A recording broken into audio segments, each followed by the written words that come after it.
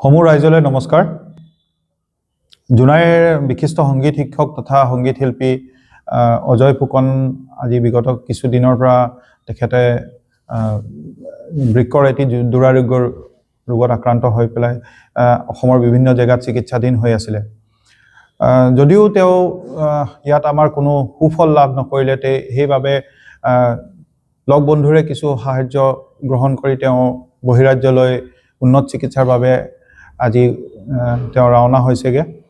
আৰু আমি আজি এই প্ৰেছ মিটৰ দ্বাৰা সমূহ জোনাইবাসী ৰাইজক তেখেতসকলক আমি আহ্বান জনাওঁ যাতে তেখেতসকলে অজয়ক কিঞ্চিত হ'লেও তেখেতে আশীৰ্বাদ দিয়ে আৰু যত সম্ভৱ নিজৰ ক্ষমতা অনুযায়ী আৰ্থিক সাহায্য প্ৰদান কৰে।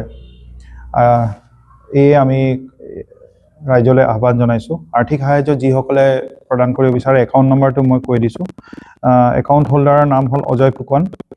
Account number 331234524111। Bank state bank of India Jonai branch IFSC SBIN 000557। যোগাযোগ নম্বৰটো অজয় ফুকনৰ যোগাযোগ নম্বৰটো মই কৈ দিছোঁ। আৰু এইখিনিতে জনাব বিচাৰোঁ, তেখেতে যিহেতু বহিৰাজ্যত চিকিৎসাৰ কাৰণে গৈছে, আমি বিচাৰিম যে আমাৰ ইয়াত হয়তো পৰেশ পাংগিং বা মোক বা আমাৰ দেৱেন চেত্ৰী আছে, তেখেতসকলক যোগাযোগ কৰিব পাৰে। মই যোগাযোগ নম্বৰটো কৰিছোঁ। মোৰ যোগাযোগ নম্বৰটো হৈ গ'ল 8876681116। এইখিনিতে আমাৰ জোনাই মিচিং আৰ্টিষ্ট এছ'চিয়েশ্যন জোনাই জিলা সমিতিৰ সভাপতি আমাৰ পৰেশ পাংগিং ডাঙৰীয়া মোৰ লগত উপস্থিত আছে। তেখেতেও দুই এষাৰ বক্তব্য ৰাখিব বিচাৰিছে।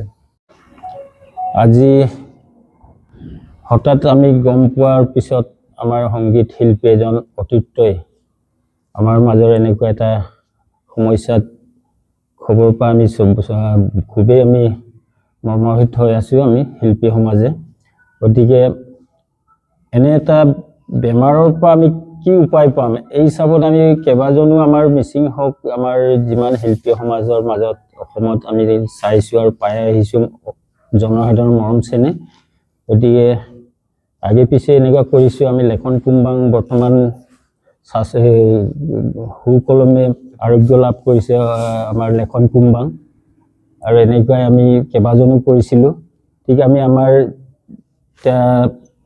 অজয় ফুকনৰ আমাৰ হঠাতে আমি এইখিনি খবৰ পাই আমি চবে আমি চিন্তাত কৰি আমি অহা দেওবাৰ 28 ডিচেম্বৰ আমি জনাই